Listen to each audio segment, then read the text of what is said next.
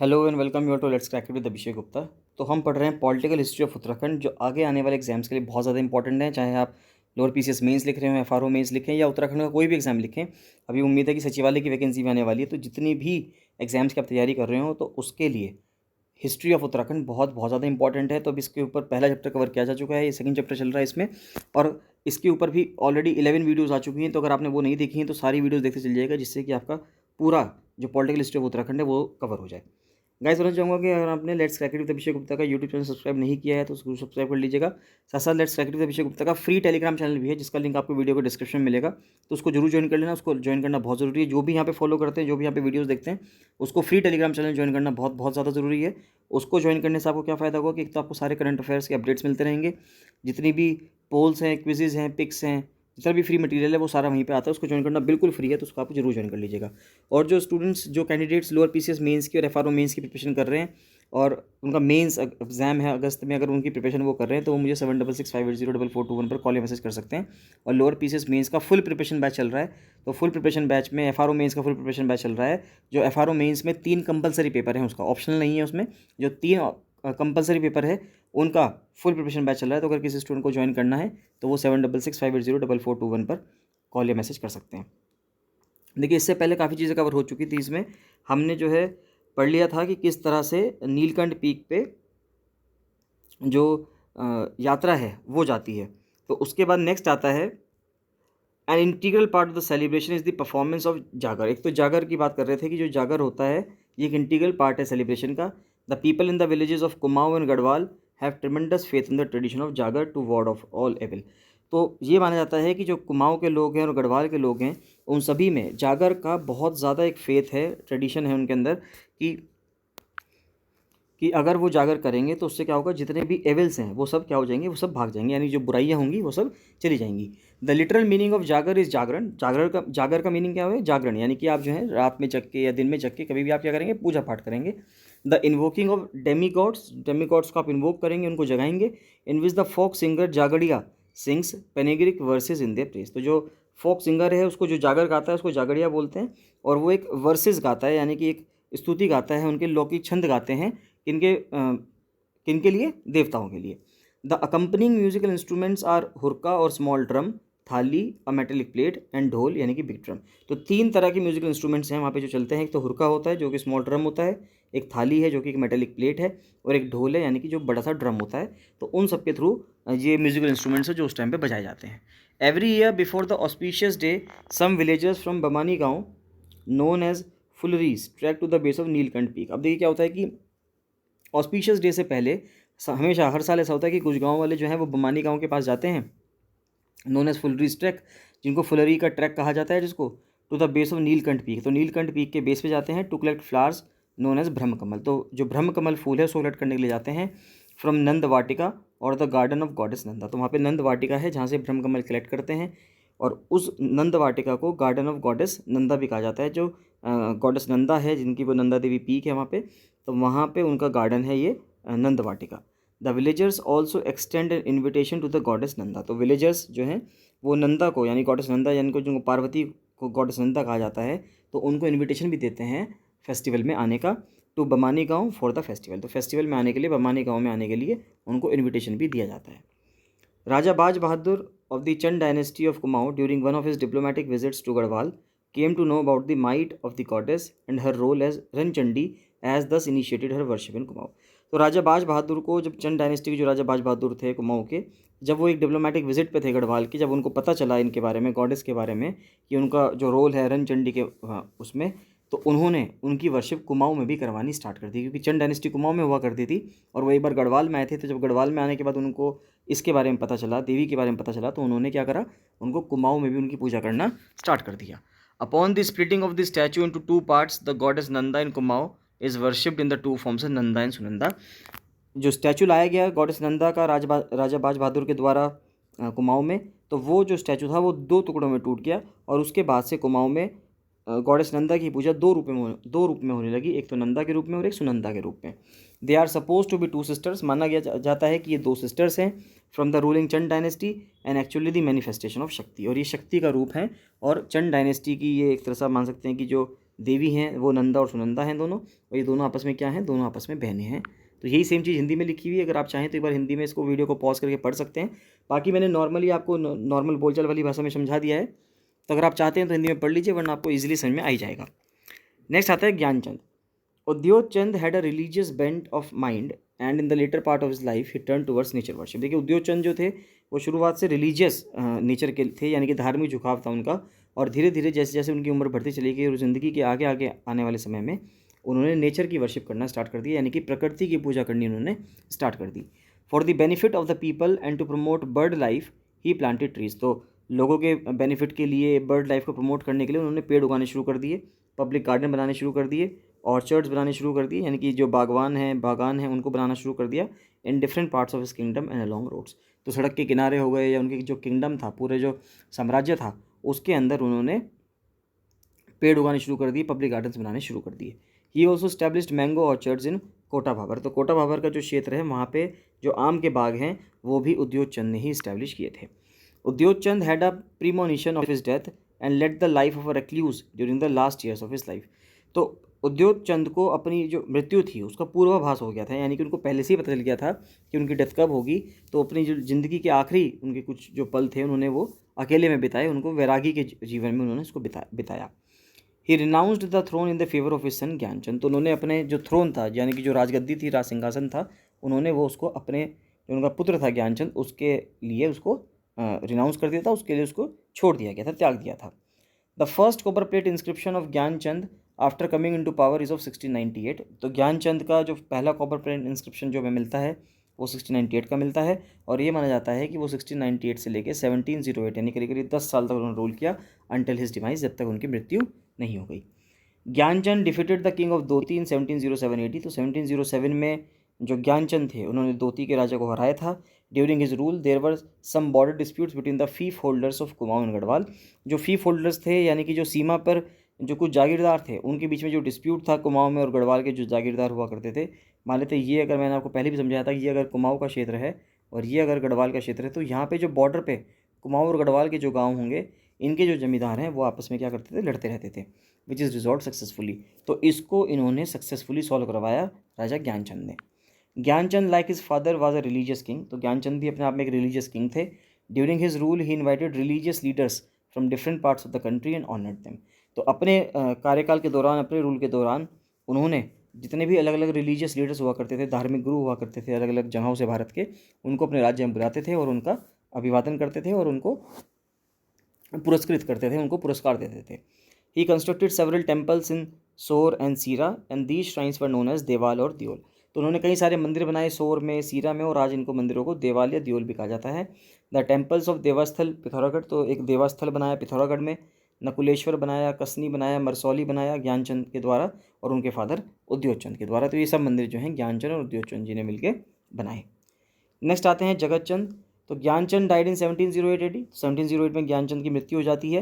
And after his demise जगत चंद came to power. उसके बाद जगत चंद पावर में आते हैं। He ruled Kumaon from 1708 to 1720। करीब करीब 12 साल ये रूल करते हैं। And was famous as a people's king. और ये बहुत ज़्यादा लोगों में प्रिय थे, तो इनको पीपल्स किंग भी कहा जाता है, यानी कि लोगों के राजा के रूप में ये प्रसिद्ध थे Jagat Chand. He was very popular among his subjects owing to his accessibility. ये इसलिए बहुत ज़्यादा फेमस थे क्योंकि इनकी एक्सेसिबिलिटी बहुत ईजी थी, यानी कि कोई भी जो उनके साम्राज्य में रहने वाला कोई भी एक गरीब व्यक्ति था, अगर उसको राजा से कुछ बात करनी है तो डायरेक्ट वो राजा से मिल सकता था। During his rule there was political stability in Kumaon and owing to agricultural prosperity several people from plains migrated to the hills and to the Terai Bhabar region. अब देखिए उस टाइम पे पॉलिटिकल स्टेबिलिटी बहुत अच्छी थी कुमाऊं के रीजन में, जिस टाइम पे जगतचंद राजा थे, और वहाँ पे एग्रीकल्चरल प्रॉस्पेरिटी भी बहुत ज़्यादा थी, यानी कि जो कृषि से जो प्रॉस्पेरिटी थी, जो समृद्धि थी, वो भी बहुत ज़्यादा थी। तो इस वजह से प्लेन्स से लोग माइग्रेट करके कहाँ चले गए थे, हिल्स में चले गए थे। अगर हम प्रेजेंट कंडीशंस देखें तो प्रेजेंट टाइम पे बहुत बड़ी प्रॉब्लम है, हिल्स से लोग माइग्रेट करके प्लेन्स में आ रहे हैं, लेकिन उस टाइम पे राजा जगतचंद के टाइम पे हिल्स पे लोग माइग्रेट करके चले गए थे तराई भाबर के क्षेत्र से, यानी कि प्लेन से हिल्स पे चले गए थे, क्योंकि वहाँ का रीजन जो था कैसा था, बहुत ज़्यादा प्रॉस्परस हो गया था। ही believed in reforming the people and introduced gamblers tax. उन्होंने लोगों को सुधारने का विश्वास उसके अंदर था, और गैम्बलर टैक्स उन्होंने लगाया कि जो लोग जुआ खेलते हैं उनके ऊपर एक टैक्स लगाया जाएगा, which was gnawing at the economy of the people with a modest background. यानी कि एक जो बहुत ही नॉर्मल लोग जो होते हैं, कि जो एक पृष्ठभूमि के, अगर हम देखें नॉर्मल पृष्ठभूमि के जो लोग होते हैं, तो उनकी इकनॉमी पर, उनकी अर्थव्यवस्था पे एक बहुत ही ज़्यादा आप कह सकते हैं कि उनकी इकनॉमी को बहुत ज़्यादा प्रॉब्लम कर रहा था गैम्बल यानी कि जुआ खेलना। तो जिससे कि वे लोग जुआ ना खेलें, इस वजह से गैम्बलर टैक्स लगाया गया, जिससे कि वे लोग डिस्करेज हों और जुआ खेलना छोड़ दें। He had established a congenial relationship with the Mughals and presented himself in person at the Mughal court to give valuable presents like gold and silver vessels to the Mughal king Bahadur Shah. तो उन्होंने बहुत अच्छा रिलेशन बनाना चाहा मुगल्स के साथ, और उन्होंने खुद को मुगल कोर्ट में पेश किया, मुगल कोर्ट में गए और वहाँ पे गोल्ड और सिल्वर के काफ़ी सारे वेसल्स लेके गए, जो उन्होंने मुगल किंग बहादुर शाह को गिफ्ट के रूप में दिए। नेक्स्ट आते हैं देवी चंद। तो जो जगत चंद थे वो स्मॉल पॉक्स की वजह से मर गए थे, 1728 AD में उनकी डेथ हो जाती है, और उनके बाद उनके बेटे आते हैं Devi Chand. His reign heralded the decline of the Chand power. अब देवी चंद के आने के बाद जो चंद डायनेस्टी है उसका जो पावर है और वो डिक्लाइन में चली जाती है।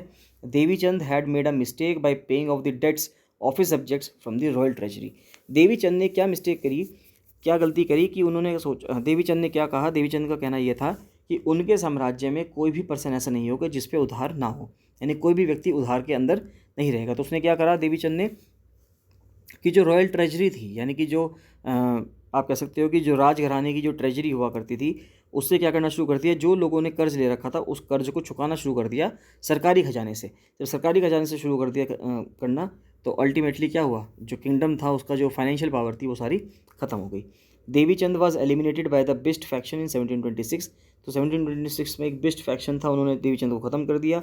The Bists now looked out for some connection of the Chand family whom they could set up as a titular ruler and found Ajit Chand a grandson of ज्ञान चंद। तो अब देखिए बिस्ट जो थे उन्होंने देवी चंद को हटा दिया, उनको मार दिया। उसके बाद चंद फैमिली से उन्होंने कुछ कनेक्शन बनाना चाहा बिस्ट ने, जिससे कि वो चंद लोगों के लिए, क्योंकि बेसिकली बिस्ट अगर राजा बनते तो लोग जो हैं वो उनको राजा के रूप में स्वीकार ना करते। तो उन्होंने कहा कि भाई हम एक ऐसे पर्सन को राजा बनाते हैं जो चंद डायनेस्टी से ही बिलोंग करता होगा, लेकिन रूल किसके अकॉर्डिंग करेगा, जो बिस्ट लोग कहेंगे उनके अकॉर्डिंग करेगा। तो ज्ञान चंद का ग्रैंडसन था, पोता था अजीत चंद, उनको राजा बना दिया गया, टाइटुलर हेड बना दिया गया।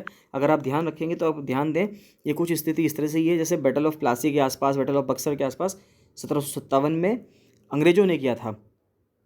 जो अंग्रेज़ों ने स्थिति अपनाई थी बंगाल में, वही यहाँ पे अपनाई गई है बिस्ट्स के द्वारा। तो यानी बिस्ट्स ने जो अंग्रेज़ों ने अपनाया बंगाल में, अगर आप मॉडर्न हिस्ट्री पढ़ेंगे, अगर वहाँ पे आपने पढ़ा होगा, जब बैटल ऑफ प्लासी के बाद जो उन्होंने किया, तो वही चीज़ उत्तराखंड में कुमाऊँ हिमालयाज़ में, गढ़वाल कुमाऊँ हिमालयाज़ में ऑलरेडी हो चुका था।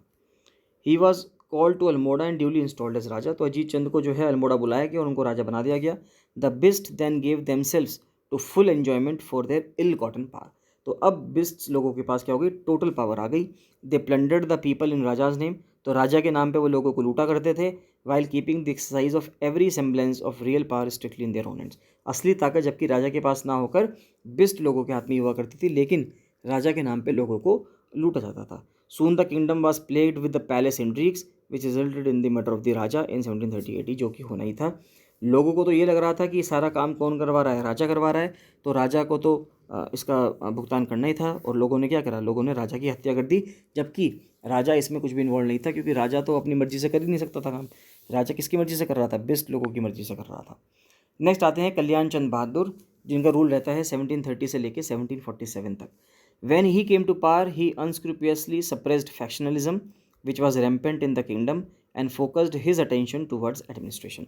जब कल्याण चंद आते हैं तो उसके बाद उन्होंने जो फैक्शनलिज्म यानी जो गुटबाजी बन रखी थी पूरे राज्य में, पूरे किंगडम में, उसको ख़त्म करना चाहा और फोकस किया कि हम जो सुसाम्राज्य है यानी कि सुराज्य है यानी कि एडमिनिस्ट्रेशन है, उस पर किस तरह से काम कर सकते हैं। In the beginning he constructed a palace known as Chaumahal mahal in Almora the capital. तो उस टाइम पे अल्मोड़ा राजधानी में उन्होंने चौमाला महल बनाया, which has been mentioned as Rajbunga in the inscription E73। तो E73 करके एक इंस्क्रिप्शन है, ताम्रलेख है, शिलालेख है, उसमें राजबंगा के नाम से या राजबंगला के नाम से आप कह सकते हो, जो चौमहल महल था वो अल्मोड़ा कैपिटल में मैंशनड है, वो इस इंस्क्रिप्शन में शिलालेख में लिखा हुआ है। But unfortunately during his reign Kumaon was played by different factions and taking advantage of the situation. Mohan Singh Rautela, who was also known as Kunwar Mohan Singh, declared himself as the king of Kumaon in 1777 AD। तब क्या हुआ कि ये सभी कंडीशन चल रही थी, तो उसके वजह से जब कुमाऊं में सब दिक्कतें चल रही थी, तो जो मोहन सिंह रौतेला थे उन्होंने इन सब चीज़ का फ़ायदा उठाते हुए अपने आप को राजा डिक्लेयर कर दिया 1777 में। But the ministers of the late king specially Joshis who were hostile towards Mohan Singh invited raja Lalit Shah of Garhwal to intervene. अब क्या हुआ, जो मिनिस्टर्स थे, जो राजा मर गए थे, उनके जो मिनिस्टर्स थे जैसे कि स्पेशली जोशीज जो थे, वो मोहन सिंह के खिलाफ हुआ करते थे। तो उन्होंने राजा ललित शाह को इनवाइट किया, जो गढ़वाल का राजा हुआ करता था, कि भाई आप आएँ और कुमाऊं के अंदर इंटरवीन करें। His entry with a big force was facilitated in Kumaon by the treacherous Joshi faction which was obsessed with the lust for par.